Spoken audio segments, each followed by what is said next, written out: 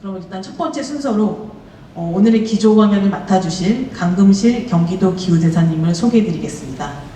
강금실 기후대사님은 법조인으로서의 경력을 넘어서 환경 문제에 깊은 관심을 가지고 실질적인 변화를 이끌고 계십니다. 전 법무부 장관으로서 국가 법무행정의 중심에서 활동하셨을 뿐 아니라 최근에는 재단 지구와 사람의 대표로서 기후변화와 지속가능한 발전을 위한 다양한 활동에 앞장서고 계십니다. 현재 경기도 기후대사로서 지역과 국가 차원에서 기후위기에 대응하는 다양한 정책을 제시하시고 또 공공과 민간의 협력을 이끄는 중요한 역할을 하고 계십니다.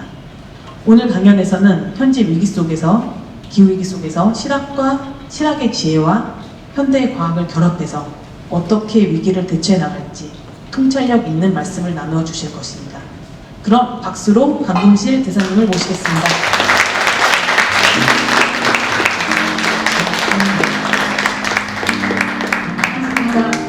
방금 소개받은 경기도 기후대사 강금실입니다.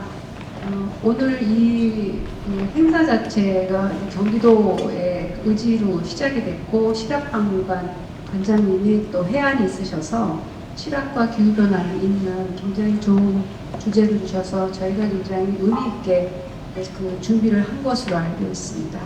경기도가 이제 김동연 지사님이 2022년 취임한 후에 2023년 4월부터 재생에너지 100% 아리백이라는 그 주제를 내걸고 2030년까지 재생에너지 30% 생산을 늘리겠다는 목표 설정을 했습니다.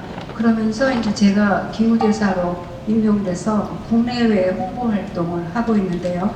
정말 옆에서 봐도 참 신선하다 할 정도로 기후위성, 또 빅데이터, 그다음에 기후보험, 기후 펀딩 이런 굉장히 신선한 아이디어, 새로운 현대와 또 기후위기의 해법을 접목시킨 신선한 아이디어 노력을 많이 하고 계세요.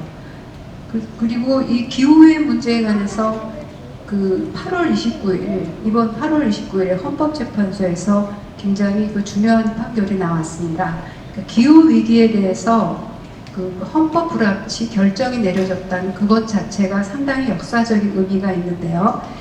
정부의 노력이 2030년 이후에 목표 설정을 하지 않고 있기 때문에 헌법에 위반되고, 특히 오늘 여기 청소년들 많이 와주셨는데요. 미래 세대라고 하죠. 기후위기 문제에서 미래 세대의 이익을 해하면 안 된다는 게 환경의 윤리인데 지금 우리가 그걸 지키지 못하고 있어서 위기가 초래됐다고 할 수 있어요. 근데 미래 세대를 보호해야 한다는 그런 명분을 헌법재판소가 내리셨습니다. 그래서 이제 정말 그 법으로나 뭐 정책으로나 전 사회, 전 세계가 기후위기에 대처하고 굉장히 현명한 해법, 과감한 상상력, 그냥 이제까지 생각해온 방식으로는 위기를 대처할 수 없을 거예요. 왜냐하면 산업 문명이 너무 풍성하고 편리한 많은 혜택을 우리에게 주었지만 문명 자체가 안고 있는 위기이기 때문에 이제까지 우리한테 익숙한 방식으로 생각하는 걸로는 위기를 극복하기는 어려울 것이다. 특히 미래 세대인 청소년 여러분들의 과감한 상상력이 필요할 때라고 봅니다. 이럴 때 이제 기후위기를 극복하고 새로운 문명을 열어가는 것을 토마스 벨이라는 미국 학자는 위대한 과업이라는 표현을 썼어요. 그때 우리가 필요한 것이 지혜를 끌고 오는 겁니다. 그 중에 하나가 전통으로부터 지혜를 끌고 오는 것이고, 우리는 17세기부터 19세기 산업혁명이 시작된 게 18세기 영국에서부터라고 보고 있는데요.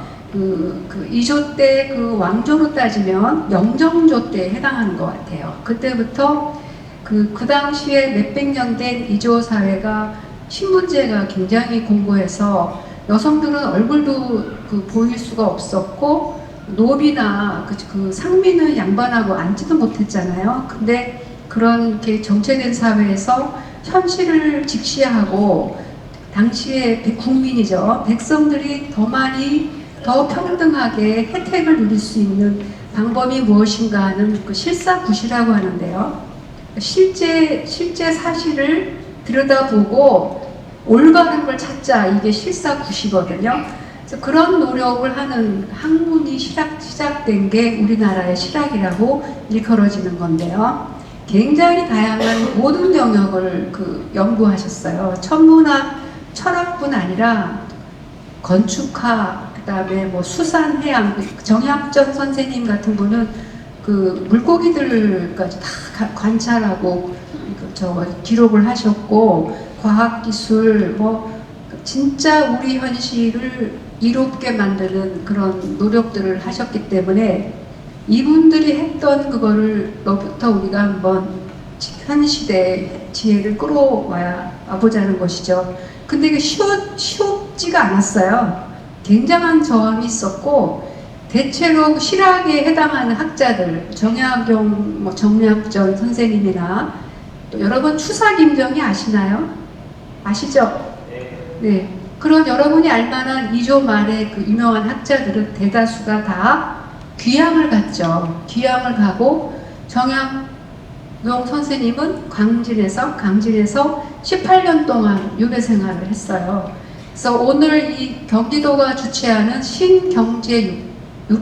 신경제육표 프로젝트라는 것이 정약용 선생님이 당시에 지은 우리나라, 그러니까 국가를 개혁하기 위해서 모든 영역에서 어떻게 해야 하는가를 쓴 책인데 11년 동안 집필을 했고 44권이 넘는다 그래요. 저는 강진에 있는 다산 정약용이죠. 호를 따서 다산 초당이라는 데 가본 적이 있는데, 거기서 18명의 제자와 함께 요즘 말로 세미나를 하신 거예요. 세미나도 하고 학회도 구성하고 책도 쓰고. 근데 그런 노력을 보면서 어떤 생각이 드냐면, 어떤 희망을 갖고 이분들이 이렇게 공부를 했을까? 귀향살이 하면서. 그러니까 뭔가 해야 한다는, 우리 지금 이 시대에, 당시 이 시대의 문제를 우리가 해결해야 한다는 의지와 열정이 있었던 것이고, 미래를 생각했던 것 같아요. 그러지 않고는 그냥 자포자기 할 수도 있는 거고, 빨리 귀향살이 면하게 해달라고 어떻게 사바사바 할 수도 있는 건데, 그런 게 굉장히 놀랍다는 생각이 들고요.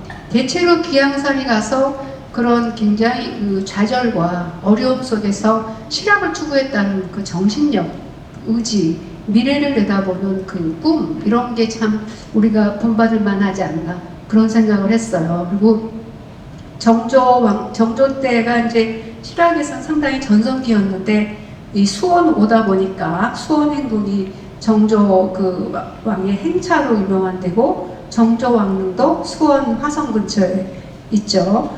그리고 1779년에 이벽이라는 젊은 학자는 여기 경기도 퇴천에서, 당시에는 이제 천주교죠. 기독교를 중국을 통해서 학문적으로 새로운 학문으로 접근하는 공부들을 했는데, 그때 학자들이 모여서 한 10명 정도가 모여서 또 첫 번째 세미나를 했어요. 모여서 오니까 다들 지금 우리하고 비슷해요. 여기 하이킹 히어로즈 학생들도 많이 왔는데, 저희 지구화 사람이 와서도 같이 공부하고 강의 듣고 토론하잖아요. 옛날 어른들 다 그렇게 시작을 하셨어요. 근데 이분도 굉장히 불행해지셨어요. 왜냐면 나중에는 이게 천주교로 가니까 집안에서 밖에 못 나가게 감금을 해서 굉장히 불행하게 돌아가셨습니다. 그래서 이분들이 했던 현실을 소득 불평등을 고친다거나, 또는 과학기술로 우리가 세상을 좀 더 개조한다거나, 이런 노력들 뿐만 아니라 그것을 위해서 헌신했던 그분들의 의지와 열정이 굉장히 본받을 만하다는 생각이 들어요. 그래서 오늘 이제 굉장히 저도 이제 처음 듣는데, 특히 당대의 우리나라의 기상에 관해서 김을곤 교수님 강의를 듣고 렉처 퍼포먼스를 통해서 지금 제가 잠깐 말씀드렸지만 실학자들, 우리 전통 선조들의 지혜가 어떤 것이었는지, 그 마음이 무엇이었는지를 함께 생각하고 토론하는 좋은 시간이 됐으면 좋겠습니다. 그리고 이제는 정말 우리가 실천을 해야 할 때이기 때문에 우리 자신이 바로 지금 이 시대의 실학이다. 우리가 하는 것이 실학이라는 그런 결의로 같이 꿈을 만들고 미래를 만들어 봤으면 좋겠습니다. 감사합니다.